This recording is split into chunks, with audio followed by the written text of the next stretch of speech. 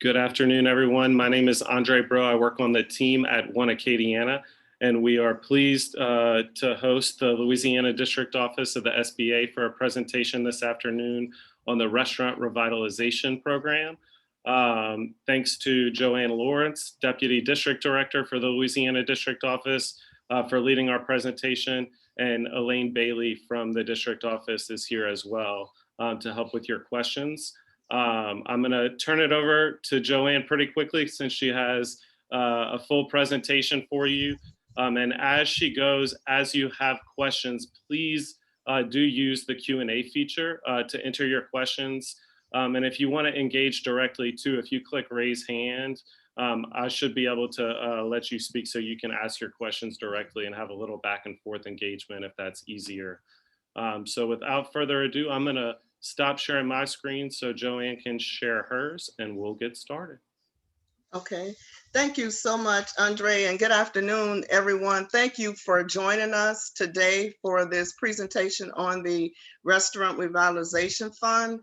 I'll go through the entire presentation. We will have an opportunity for you to ask questions. And I also want to go through the sample application with you just in case you have any questions about that. So let's get started.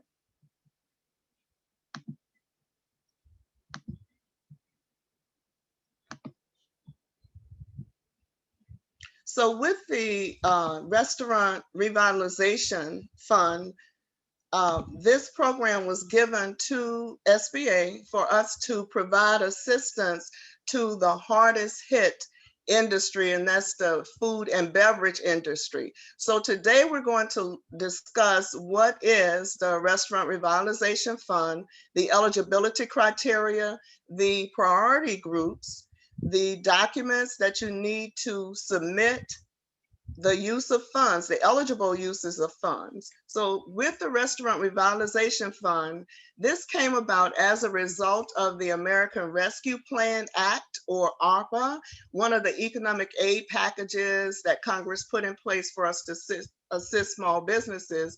And this became public law on March 11th, 2021. And this is the program that established the $28.6 billion for the Restaurant Revitalization Fund.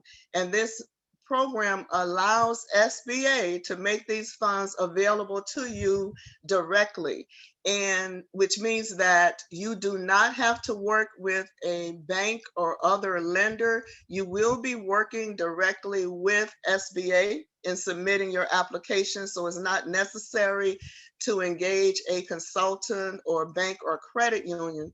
We will be making these funds available until they're all expended. So right now there is no deadline to apply. However, we're encouraging everyone to apply as quickly as possible. These funds are not a loan. However, these funds are made available to you, and as long as you use them for eligible purposes, and we're going to discuss the eligible uses of proceeds, and you use all the funds by March 11, 2023, you will not have to return any funds to the government. We can provide up to $5 million per location to any one business owner, and we can provide up to $10 million if you have multiple locations. However, we cannot exceed $10 million to any one applicant and its affiliated businesses. You must be eligible to receive at least $1,000. That's the minimum award amount. So when we look at the calculation methods, you want to make sure that you're using the calculation method that best suits your business. The types of organizations that are eligible, of course, we're speaking of your business structure. So C Corps, S Corps, partnerships, limited liability companies or LLCs, sole proprietors, and self-employed individuals are eligible to apply for funding under the Restaurant Revitalization Fund, as well as independent contractors, and tribal businesses. Now, something that has been brought to our attention regarding tribal businesses is that generally, with the tribal businesses, their tax returns may be filed under the tax returns of the tribe. So that entity, be it a restaurant or caterer, does not have a separate employee identification number. That's something that's been brought to SBA's attention and on which we are working. You may be an LLC that file your taxes as an S corp. That's acceptable. Also, you may be an LLC that's basically a single member LLC, and you file the Schedule C to your 1040. That's eligible. B corporations are eligible as well. However, when we get to the application, the B Corps will select whether or not they are a C corporation or an S corporation. What they select will depend upon how they file their taxes. So if they file the 1120 to IRS, then they will check C Corp. If they file 1120S, then they will check S Corp if they're a B corporation. These are the eligible entities. As I mentioned, this program is for the hardest hit food and beverage industry. So we're looking at restaurants, food stands, food trucks, and food carts, caterers, bars, saloons, lounges, and taverns. And when you look at these types of businesses, these are businesses where generally people gather for the primary purpose of purchasing and consuming food and beverage. Also, snack and non-alcoholic beverage bars like coffee shops and ice cream shops. So, or there may be a gym, and the owners may have a snack and non-alcoholic beverage bar that's separate from the gym. That would be an eligible business. Licensed facilities or premises of a beverage alcohol producer where the public gathers to taste, sample, and or purchase products, and then other similar places of business in which the public generally assemble for the primary purpose of purchasing food or drink. There are other entities that are eligible provided that at least 33% of their gross receipts make up at least 33% of their sales to the general public for food or beverage. That would include bakeries, breweries and brew pubs and microbreweries, wineries and distilleries and inns. And in addition to that 33% gross receipts requirements, these types of businesses must have a business model that contemplated that at least 33% of their gross receipts would come from on-site sales of food or beverage to the general public. What you'll find though is that when we're looking at other similar places of business, that is not going to include private clubs where membership is restricted to just the members, or rather attendance is restricted to just the members. There are certain businesses that are not eligible, and that would be a business that's operated by the government, be it state or local government.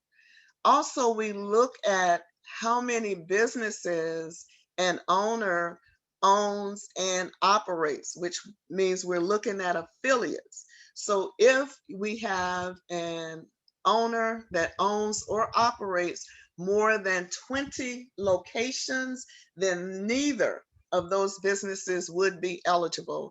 And it's regardless of whether or not they operate under the same or different names or in different industries. If that owner owns or operates more than 20, then neither of the businesses would be eligible. So it could be that that owner has 15 restaurants and 6 dry cleaners. Because that's more than 20, neither of the entities would be eligible. If you have a pending application for, or if you've received funding under the Shuttered Venues Operators Grant, you would not be eligible. However, if you submitted an application for the Shuttered Venue Operators Grant and you've been denied, you would be eligible to submit an application for a Restaurant Revitalization Fund. Publicly traded companies are not eligible. However, you may be a franchisee of a publicly traded company and you may be eligible for this program. If you permanently closed, and permanently closed means you have no intention of reopening your doors, you would not be eligible. And it may be that you have decided to just basically throw in the towel and just give up on everything. And now that this funding is available, you may decide, well, I'm going to apply and reopen my doors. So you're in the process of reopening, you would be eligible. Because nonprofit organizations do not qualify as small businesses, they would not be eligible for this program. However, a nonprofit organization that has a for-profit entity that operates independently of that nonprofit organization and files its own tax returns, has its own tax ID number, then that entity would be eligible to apply. And as I mentioned, you must be eligible for at least $1,000 in funding. Unfortunately, in addition to some businesses having to permanently close, some have had to file bankruptcy. So if you fall into that category and you have an approved reorganization plan under chapters 11, 12, or 13, you would be eligible to apply. If you temporarily close your doors as a result of the state or local restrictions due to the pandemic, but you're still in operation, or you have reopened, or you're planning to reopen, you would be eligible. Unfortunately, as I mentioned earlier, if you permanently close, you would not be eligible. If you filed Chapter 7, complete liquidation, you're not eligible. And if you filed Chapter 7, 11, 12, or 13, and you're not under an approved reorganization plan, you would not be eligible.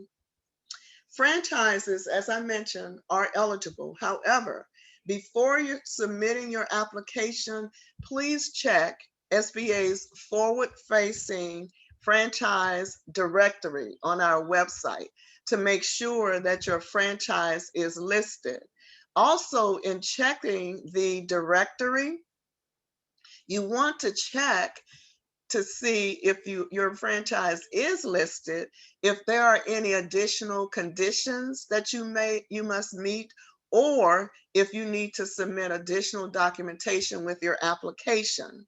There's also going to be a number that's associated with your franchise. So you want to check all of that information when you're looking at our forward-facing franchise directory. So what happens if SBA has not approved your franchise?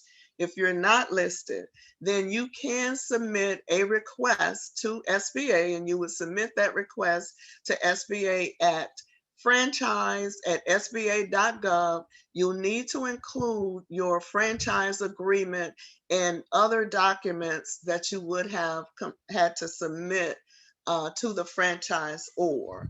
So you can request that SBA review your franchise agreement to see if you would be eligible, if SBA would approve you for assistance from the Small Business Administration. This chart shows you the cross-program eligibility between Paycheck Protection Program, Shuttered Venues Operators Grant, the Economic Injury Disaster Loan, and the Restaurant Revitalization Fund. If you have received a Paycheck Protection Program loan or PPP, then your loan amounts would be deducted from your Restaurant Revitalization Fund amount. And when we go through the application, you'll be able to see where that information is calculated. If you have an application pending, then you want to withdraw that application at the time that you submit your Restaurant Revitalization Fund application. Where we are right now with PPP is that the majority of the funding has expired for the PPP program. What's available now is approximately $6 billion for community financial institutions. So whereas the banks and some of the credit unions are not eligible to submit additional PPP loan applications, our community financial institutions like the CDFIs, the CDCs, the micro lenders, and the minority depository institutions are still eligible to submit a PPP application through May 31st. So you may ask, well, why am I mentioning that? And it may be that you submit your Restaurant Revitalization Fund application, but you need funding right away, okay, before your application is approved. You know, you may want to go on and apply for a PPP, but you want to do that before you submit your Restaurant Revitalization Fund application. As I mentioned, if you have an application pending for Shuttered Venues Operators Grant, or if you receive funding from the Shuttered Venues Operators Grant Program, you would not be eligible for the Restaurant Revitalization Fund. You're having an economic injury disaster loan or EIDL or a targeted EIDL advance would not negatively impact your Restaurant Revitalization funding. So you can have an EIDL or an EIDL advance or targeted EIDL advance and still apply for funding under this program. The same business cannot apply for Restaurant Revitalization Fund more than once. So once you submit your application, you want to make sure that the information that you're submitting is correct and that it is accurate. So we encourage you to check your application carefully before you press the submit button, because as of today, May 19th, 2021, there is no reconsideration or appeal process if you are denied. We are not requiring that you have an active registration in SAM or the System for Award Management, and we are not requiring that you have a DUNS number from Dun & Bradstreet or a commercial and government entity code or CAGE code from the Defense Logistics Agency. So SBA has been asked, why is a SAM registration required for Shuttered Venues Operators Grant, but not for the Restaurant Revitalization Fund? The reason for that is the statute and the requirements placed on SVOG are different from that placed on the Restaurant Revitalization Fund. Congress is requiring that SAM registration for SVOG because that's a grant in the true sense of the word. But when it came to Restaurant Revitalization Fund, SBA was given the flexibility to require or not require a SAM registration. So recognizing that the food and beverage industry has suffered tremendously, we determined we would not require that SAM registration. We have individuals who are not US citizens, however, they are legal residents and they're contributing to the US economy by paying taxes, and they operate on an individual taxpayer identification number. So for those individuals, if they have an current individual taxpayer identification number, they would be eligible to apply for this program. So what happens if you have a PPP loan or a shuttered venues operators grant? The PPP funds will be subtracted from your funding amount. And when you are applying for your Restaurant Revitalization Fund, then you must include the same employee identification number, social security number, or individual taxpayer identification number that you used on your PPP loan. And the way the system is set up is that it will pull those loans from our loan database. If you receive the PPP loan, those amounts will be deducted from your funding amount. And if you apply for a PPP loan using different employee identification numbers or other identifiers, then you must include all of those identifiers that you used. And when you apply for the Restaurant Revitalization Fund, if your PPP application has not been approved, you will be required to withdraw your pending PPP application. And just as a reminder, for SBOG, you cannot have a pending application or have received shuttered venue operators grant funds. There are certain priority groups, and these groups are those socially and economically disadvantaged or veterans or women-owned small businesses. And there is a 21-day priority period for these businesses to apply.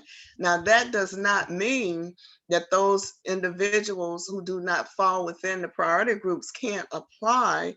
It just means that for the first 21 days, SBA will only process and fund those applications from these socioeconomic group categories. Because when day 22 comes, we're going to process applications from all individuals who've submitted applications. So the priority group definitions includes those businesses that are at least 51% owned and controlled and managed on a daily basis by either a woman or women, veterans, or socially and economically disadvantaged individuals. And these individuals will be required to self-certify on the application by initialing that they meet this definition. So socially disadvantaged individuals are those individuals who have been subjected to some type of discrimination or prejudice, be it racial or ethnic prejudice or cultural bias because of their identity with a specific group. There are certain groups that are presumed to be socially disadvantaged, and they are Black Americans, Hispanic Americans, Native Americans, Asian Americans, Asian Pacific Americans, and subcontinent Asian Americans. And the Native Americans includes the Alaska Native corporations and the Native Hawaiians. And economically disadvantaged individuals are socially disadvantaged individuals whose ability to compete in the free enterprise system in the United States has been impaired due to diminished capital and credit opportunities. Basically, they're not able to get credit and capital on reasonable terms. Please do not change your ownership or reorganize your business to fall within the priority groups. Doing so will automatically disqualify your application. So let's look at the funding scenarios, and these are basically the calculation methods. And there are three basic calculation methods. Calculation method number one applies to those businesses who were in operation on or before January 1st, 2019. So for these businesses, they will look at their total gross receipts for 2019. And these are the gross receipts from your 2019 tax returns. And then you will subtract your 2020 gross receipts along with deducting any PPP loan amounts that you've received, and that will give you your total funding amount. So keep in mind that if you were in operation on or before January 1st, 2019, you must use calculation method number 1. So for those businesses who started partially in 2019, you have the option of using calculation method number 2 or calculation method number 3, which we'll discuss shortly. But if you choose to use calculation method number 3, just know that that's going to take a little longer to process because of the additional verification SBA must do.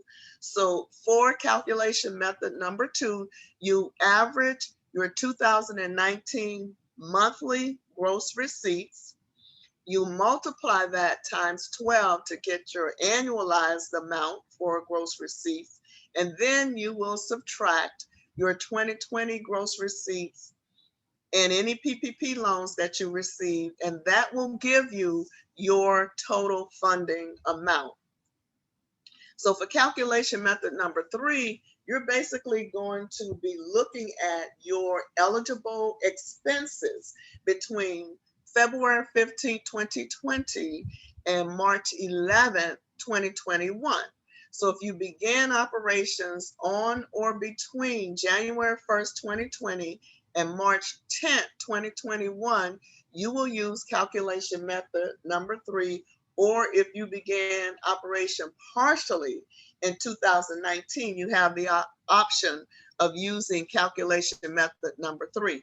So what you will do will be to add all of your eligible expenses from February 15, 2020 through March 11, 2021, and then you will subtract your 2020 gross receipts and your 2021 gross receipts through March 11, 2021.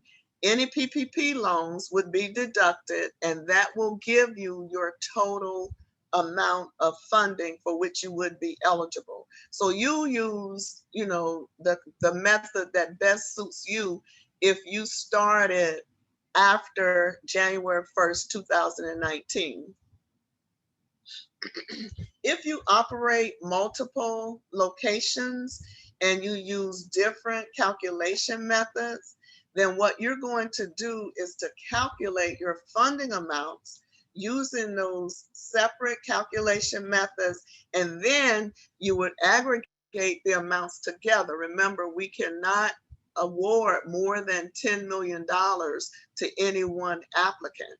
So the aggregated funding is limited to $5 million per location and $10 million for any one applicant and its affiliates.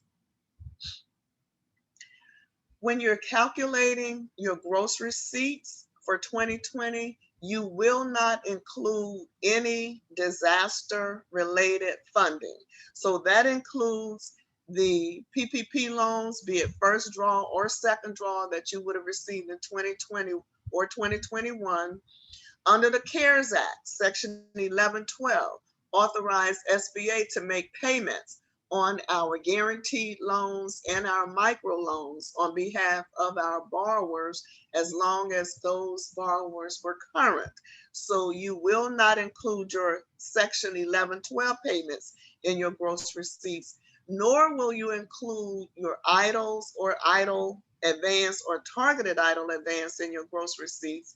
And if you received funding from the state, for instance, like the governor had the grant program for COVID-19 in place for certain businesses, storefront businesses. If you receive those fundings, that was disaster related. You won't include that in your gross receipts, nor will you include any restoration payments that you received under the Randolph-Shepard Financial Relief Act. Let's look at what it takes to apply and how to apply. As I mentioned, you can apply directly through SBA. You do not work with a lender. You will not be working with a lender. So you can apply on our platform at restaurants.sba.gov. Now, our platform for the Restaurant Revitalization Fund program supports certain browsers. So those browsers that are supported are Chrome, Firefox, Safari, and Chrome-based Edge. Internet Explorer is not supported, nor are any older versions or legacy versions of Edge supported on this platform.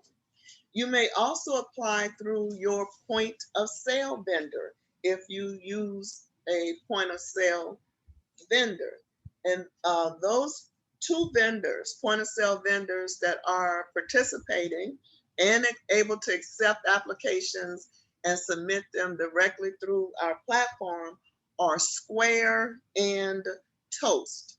Now, there are some point of sale vendors participating, but only to the extent that they're able to provide you your gross receipts for 2020 and 2021. And those are Aloha, Clover, NCR, Upserved by Lightspeed, Oracle Micros, and Heartland. Now, whereas those can provide your gross receipts, they are not accepting the application. If you're someone that does not have access to submit the application electronically, you can apply telephonically, and you would apply by calling 844-279-8898. Or if you have someone or know someone who does not have access to the internet, they can apply telephonically. And the telephonic applications will take longer because we have to get the information from you, the customer service rep, send the application to you for you to sign, initial, and have your signature notarized. And then you would return that application to SBA with all of the supporting documents. These are the documents that are required to be submitted. The SBA Form 3172 is the application, and we're going to take a look at that. But it must be completed in its entirety. There are certain sections that you must initial, and those are actually certifications that you're making, and you must sign the application. Even though we're asking and requiring that you submit your 2019 tax returns, SBA is required to verify that information, and we do that by requesting a transcript from IRS. That's why you're required to submit the IRS Form 4506T. You will sign the application and the 4506T through DocuSign. These are the documents that are acceptable for demonstrating your gross receipts and your eligible expenses. If you are an S Corp or a C Corp, then you're going to provide your business tax returns, IRS Form 1120S or 1120, and you must include all of the schedules. If you file Schedule C or Schedule F to your 1040, your sole proprietor, self-employed, independent contractor, or you may be a single member LLC, and you file the Schedule C to your 1040. That's what you would submit to support your gross receipts. For partnerships and LLCs that file as a partnership using IRS Form 1065, you would provide that, including all of the K1s. We must have 3 months of bank statements for the business bank account, and those must be the bank statements for the most recently completed 3 months. So we'll be looking for April, March, and February. And this bank account where the funds will be deposited must have been in place for at least 3 months. To demonstrate your expenses, You may submit your externally or internally prepared financial statements, such as your income statement or a profit and loss statement. And those statements must be signed and dated. And when you're signing it, you're verifying the accuracy of those statements. And also, you can submit your point of sale reports from your point of sale vendor, including the IRS Form 1099-K. If you need help in applying in terms of getting some questions answered, you can call the hotline 844-279-8898, and assistance is available in multiple languages. Up to 10 languages are supported on the hotline. You can also call our office at 504-589-6685. That's the direct line to the Louisiana District Office. Now, whereas we are able to answer questions, we cannot assist you in completing your application. Even though we will not be checking credit, you will be required to certify that there is a need for the funds. So you'll be required to certify that the current economic uncertainty makes your funding request necessary to support ongoing or anticipated operations. There is not a separate form or document that you'll be submitting or a separate application. This is one of the certifications that all applicants must make as part of the application. And when we go to the application, you'll be able to see that. We cannot process incomplete applications. If your application is incomplete, we will have to return it to you, and you're basically starting all over again and losing your place in line. We encourage you to leverage the resources of our resource partners, like our small business development centers, the Women's Business Resource Center, Center, SCORE, and our Veterans Business Outreach Center, or VBOC. If you need assistance in preparing your financial statements, like the balance sheet or the profit and loss or the income statement, you may want to use an accountant. It's strictly up to you. We cannot make any corrections on your application. So we encourage you to check the application several times before you submit it. Once you press the submit button, you will not be able to withdraw the application or make any corrections. What you'll need to do is to call the hotline at 844-279-8898 and request that your application be returned to you. We will be able to return the application as long as the processing has not started. And as I mentioned earlier, if you intended to apply for a PPP, you want to go on and do that before you submit your Restaurant Revitalization Fund application. These are the, you have a question? Yes. Yes, before you get into the use of funds, we do have a question about the current status of the program. If you have numbers on where the program is at right now in terms of how many applications have been submitted and how much money has been granted. And if you want to come back to that later, that's fine too. Okay, so let's see. Hang on, let me get my notes.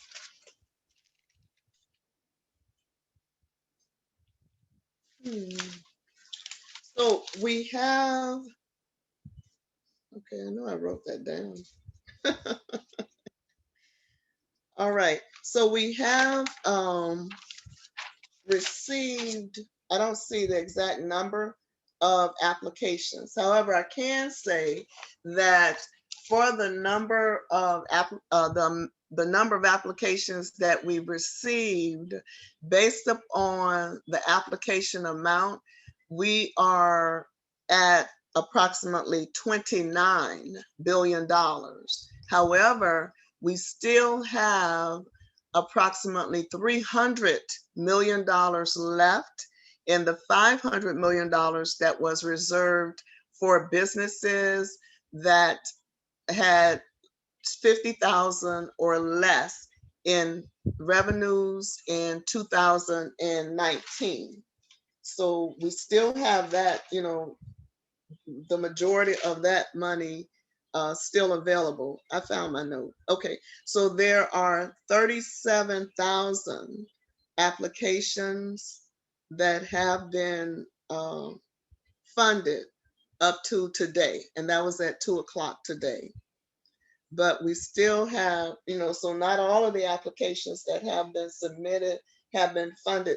I don't have a total on how many has been submitted, just on how many have been funded, and that's 37,000. Great, thank you. And just a reminder too, for other participants, if you do have questions, feel free to enter them in the Q&A or the chat. Okay, anything else? That was it for now.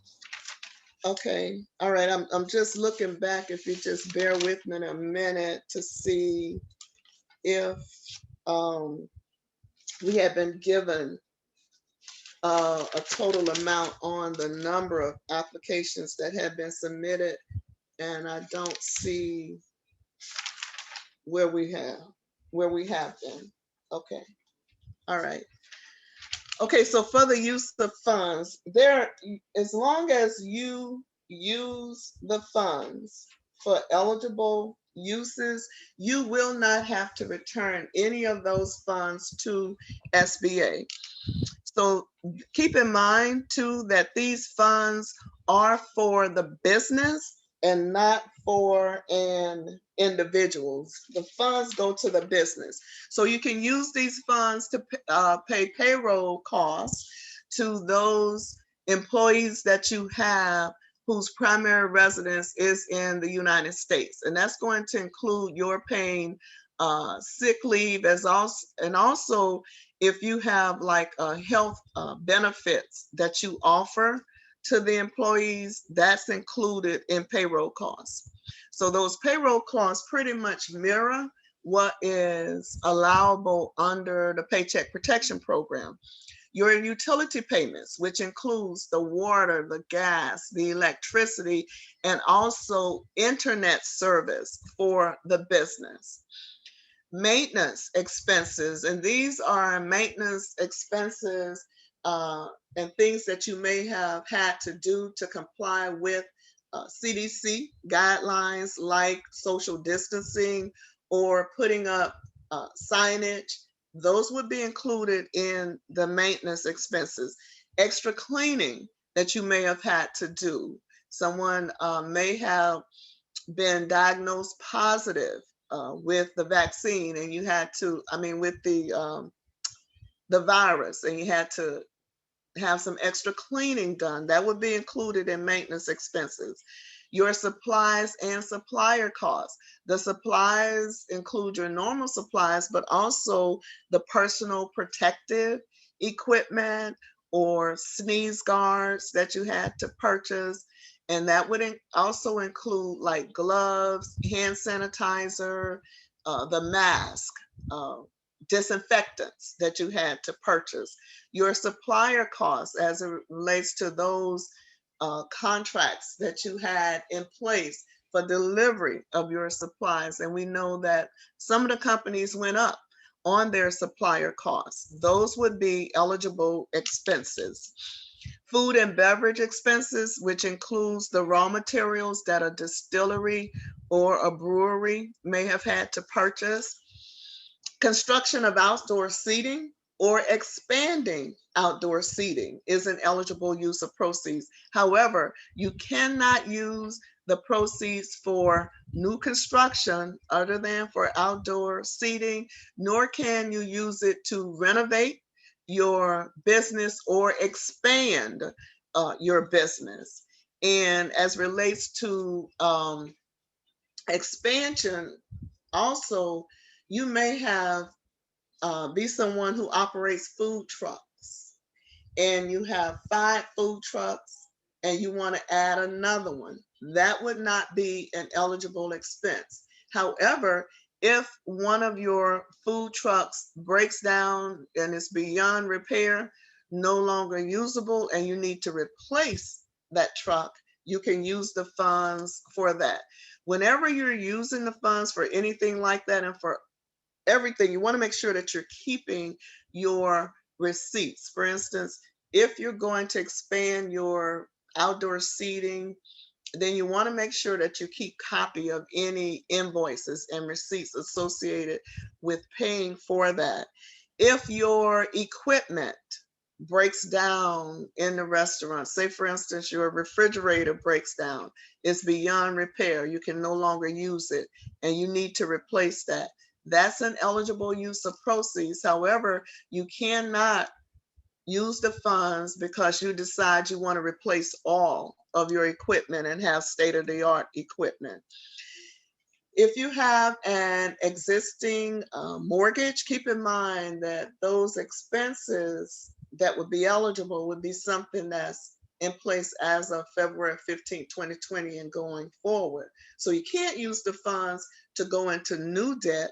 However, you can use the funds to pay existing debt, like your principal and interest on the business mortgage. Or if you have accounts payable or other loans that's associated with the business, you can use these funds for this. If you fell behind on making your mortgage payments, you can use the funds to catch up your mortgage payments. However, you cannot pay off your mortgage or prepay any monthly payments. Same things for any debt that you may have that's associated with the business.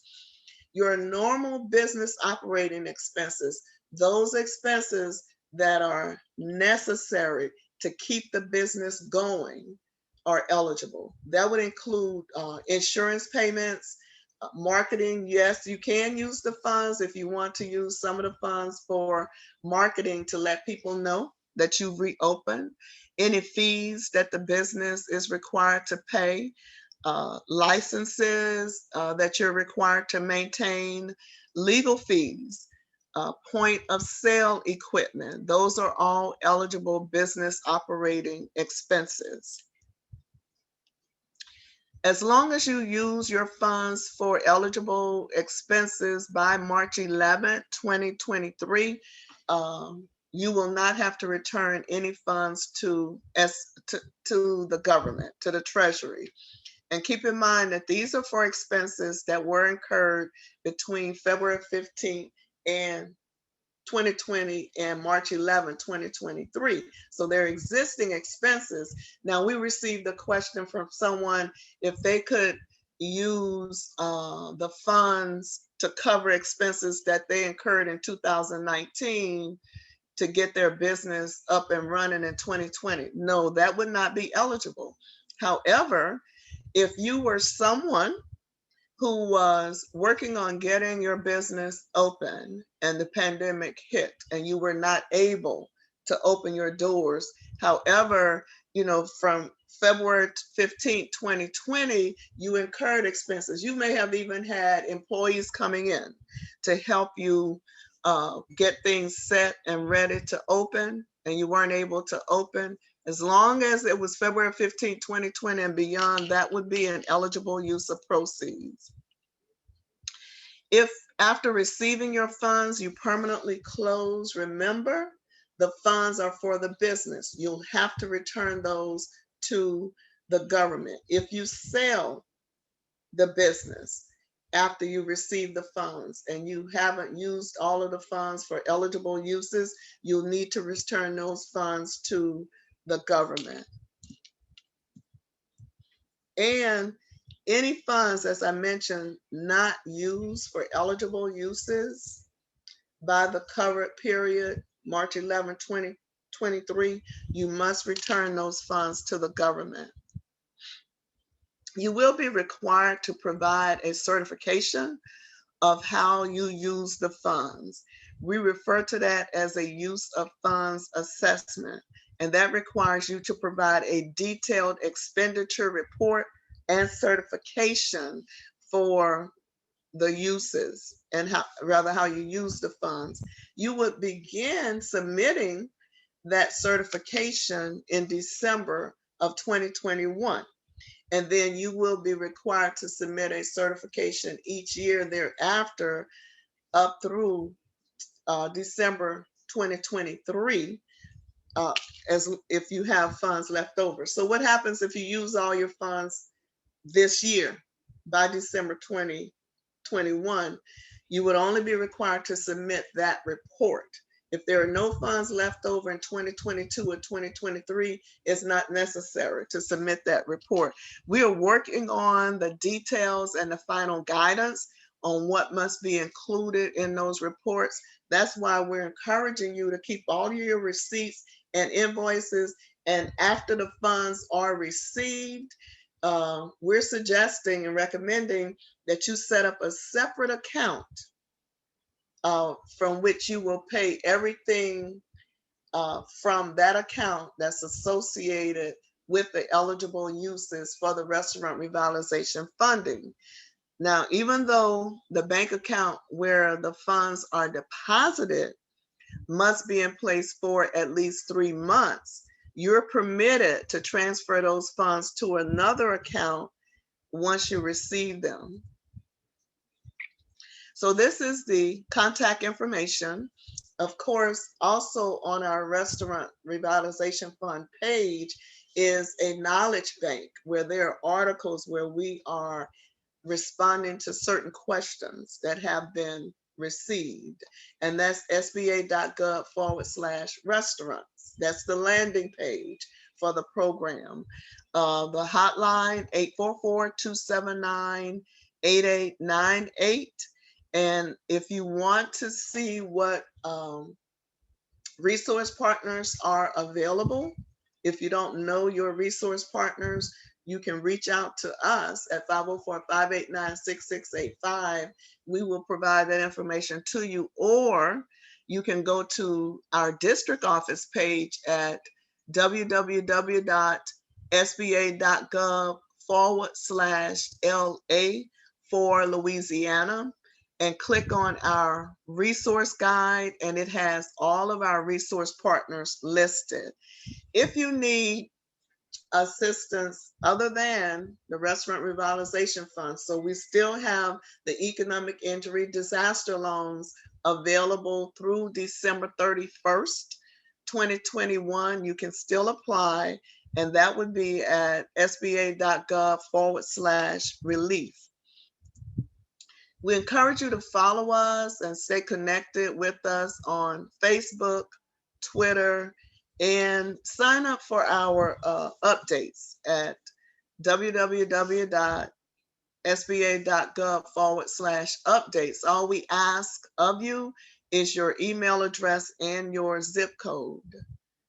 This is my contact information. As Andre mentioned at the beginning, I'm the Deputy District Director for the Small Business Administration's Louisiana District Office. Our main number is 504-589-6685. You can email me at joe.lawrence3@sba.gov. My direct line is 504-589-2879, or my cell is 504-256-5293, but email is generally the best way to get me. We're going to look at the application for the Restaurant Revitalization Fund. I want to walk you through that application so you can know what to expect when you're completing your application. This is the page where if you have not already signed up for an ID number and password, we want you to register to start your application, and because you have to set up an account first before you can start your application. But also, please, please, please complete your application today whether or not you fall within one of those named groups, the priority groups, we want you to go on and apply. I'm just going to bring my contact information back up while I transition to the application. Do we have any more questions?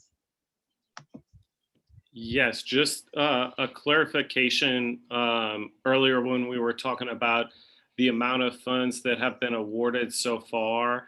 I heard you mention the number 29 billion. I know that's the total program size, 28.6 billion. So I know that the full amount hasn't been awarded so far. Do you know how much of the 28 billion? You mentioned 37,000 applications funded, but do you know what the total value of those applications would be? No, they did not give us the total value. Rather, what they shared with us is that based upon the applications submitted to date, that the bulk of what has been applied for is about $26 billion. That's the bulk of what's been applied for, but that's not what's been approved. And so we still have that additional $500 million that has been reserved for those businesses with 50,000 or less in gross receipts for 2019. But no, we have not been given an amount of exactly how much has actually been funded. Just the total number of applications, and that's 37,000 applications that's been funded. So there is a sense of urgency in applying, with 26 billion having been applied for. The funds are going fast. So there is a sense of urgency to apply. There was a follow-up question about whether additional funds could be added to the program at a future date. And that's why we are encouraging everyone to apply, because we want to send a strong message to Congress that there's a need. So if we get, everyone to apply and they see that there's a genuine need and interest in the program, that's going to send that strong message to Congress. So we want people, because as long as we have that about 200 or 300 million left for those smaller businesses, we can leave the portal open. We won't close the portal until that remaining amount is obligated, if you will, or where we see we have a sufficient number of applications to take up all of those funds. So that's why we're pushing to get more people to apply. We have another question from Tony. Tony, I'm going to allow you to talk. I think this should work if you're able to unmute yourself. I'm not sure I fully understand your question. So if you want to unmute yourself and chime in, you should be able to.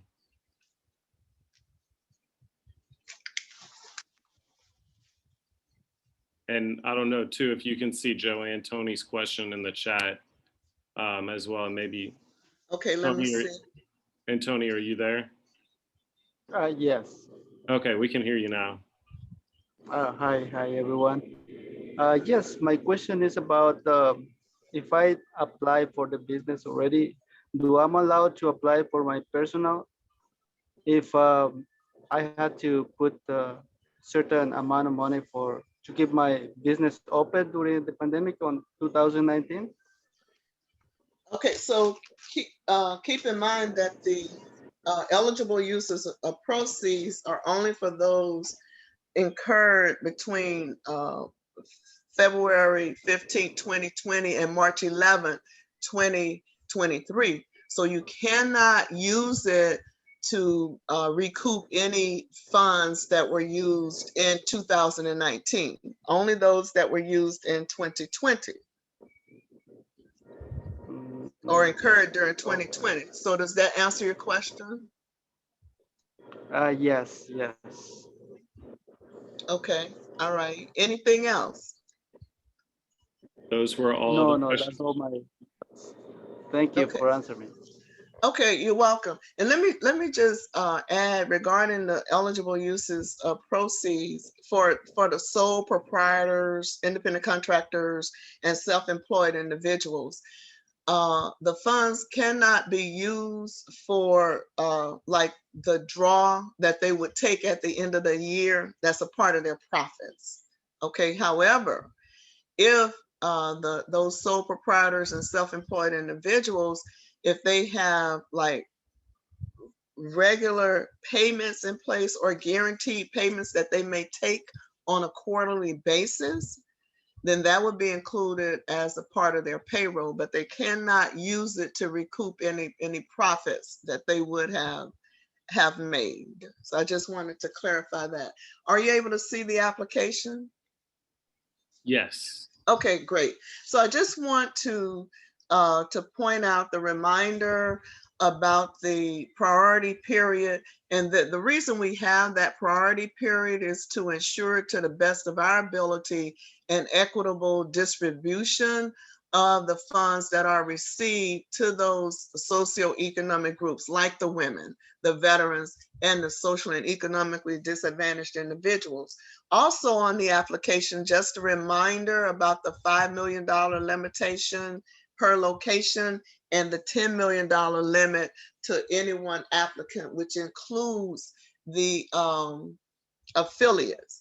And as long as the proceeds are used for eligible purposes, you will not be required to repay any of the funds to the government as long as they're used by March 11, 2023. If you're a sole proprietor or independent contractor or self-employed individual, then you would use your personal name as your business legal name, and then you would include your doing business as or DBA name. Of course, if you are an LLC or a corporation, then you're going to use your business legal name. Post office boxes are not permitted. We must have the physical address, which includes the street, the city, the state, and the zip code. The business identification numbers, be it the employee identification number or the social security number or the individual taxpayer ID number, must be the same number that you used on your PPP loan application if you received the PPP loan or applied for a PPP loan. The system is set up where you can put in your credentials that you use to sign into your business bank account, and that information will automatically populate all of your business bank accounts, and you'll get to choose which of those bank accounts you want the money to be deposited, as long as it's an account that's been in place for at least 3 months. Now, if you're uncomfortable using that automated system, then you can put in the routing number for the bank, and that will populate the name of the lending institution. If you do that and you notice that the name of the lending institution is different from what you know it to be, then you need to contact the hotline and advise the customer service department of that immediately. Please make sure that you're giving us the correct account number if you're going to put this information in manually, because we only know what you tell us. And if you give us incorrect account information, then the money is not going to come to you. We already have 2 cases where someone chose to use the manual method. They put in the wrong account information, and now the bank needs to know how to send the money back to SBA. So whoever those 2 people are, they're just going to be out until we can figure out, how to get this corrected. So please pay attention to what it is that you're putting in this section so you won't have to deal with not getting your funds. Anyone, be it an individual or an entity that has at least 20% ownership in the company, must be listed in this section, and they must include their social security number or their ITIN, or if it's a business, the employee identification number. That's anyone that owns 20% or more. This is the section where you're going to type or indicate your type of business structure. And remember, if you are a B corporation, you're going to check either C Corp or S Corp. This next section is the eligibility section. And what you'll notice in this section is it's addressing all of that eligibility criteria that we just covered in the PowerPoint presentation. If you check a box that states that you're not eligible, then you will not be able to proceed to the next page. So please review these questions carefully. Just a reminder that businesses that are operated by a government, be it state or local, are not eligible. If it's someone who owns or operates more than 20 businesses, they would not be eligible. If you have a pending application for SBOG, or if you receive funds from SBOG, you're not eligible. Publicly traded companies are not eligible. However, if you're a franchise of a publicly traded company, you may be eligible if you're on the approved franchise list, but since you're not the publicly traded company itself, you would check no in response to this question. And then we ask you, which of the following best describes your type of business? So you may have multiple, and if that applies, then you'll check the multiple types that apply to you. Notice the block other similar places of business in which the public or patrons assemble for the primary purpose of being served food or drink. So this could apply to a bowling alley or a billiard room, where that bowling alley or billiard room is able to demonstrate that at least 33% of their 2019 gross receipts came from on-site sales of food or beverage to the general public. So they may fall under that other similar place of business. However, private clubs and golf clubs would not qualify because they limit who can access their premises. And keep in mind, for the bakeries, the breweries, microbreweries, the distilleries, brew pubs, and the inns, in addition to providing the documentation that at least 33% of your gross receipts came from on-site sales to the general public of food and beverage, your business model must have contemplated at least 33% of your gross receipts from on-site sales. If you've closed with no intention of reopening, you would not be eligible. If you have an approved plan under chapters 11, 12, or 13, then you'll so indicate if you file bankruptcy, and you would be eligible with that approved plan.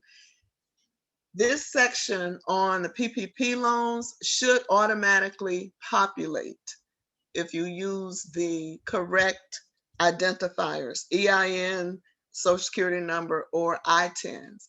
If it does not populate, then you are required to enter that information here. If you use multiple EINs to apply for PPP loans, you have to provide us that information as well.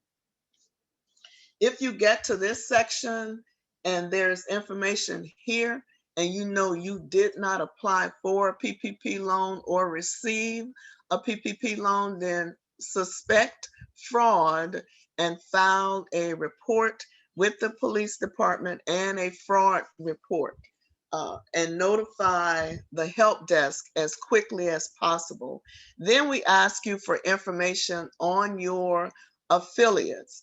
And if you need to attach additional sheets, then you need to include that information.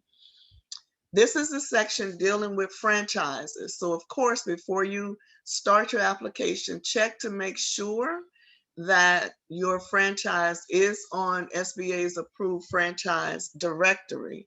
Because we're all one government, you must be eligible to do business with the government. And if you're debarred, suspended, or otherwise determined ineligible to do business with the government, or if you voluntarily excluded yourself from participating with the federal government, that may jeopardize your eligibility for restaurant revitalization funding. Notice question 10, where it asks you to give us when you began making sales, the month, day, or year. And also not applicable is an option.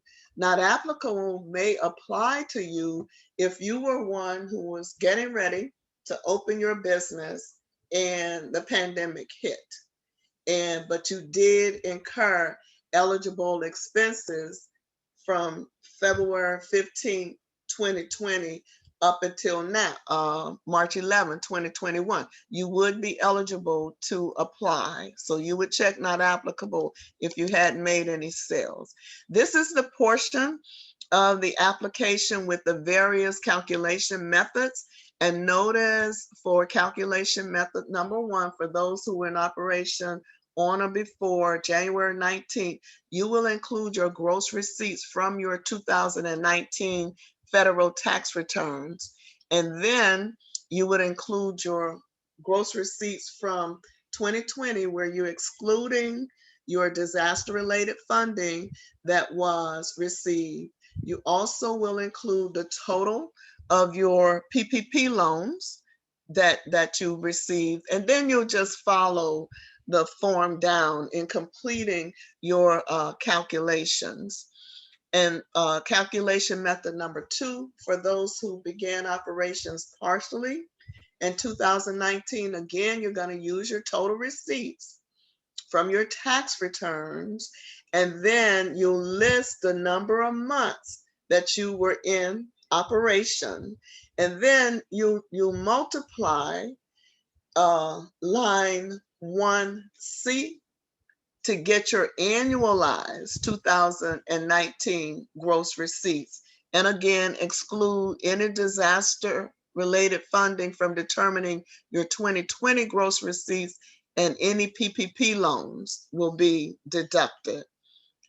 And for calculation method number 3, which can be used by those who began business partially in 2019 or between January 1st, 2020 and March 10th, 2021, and you haven't yet opened, but you incurred eligible expenses.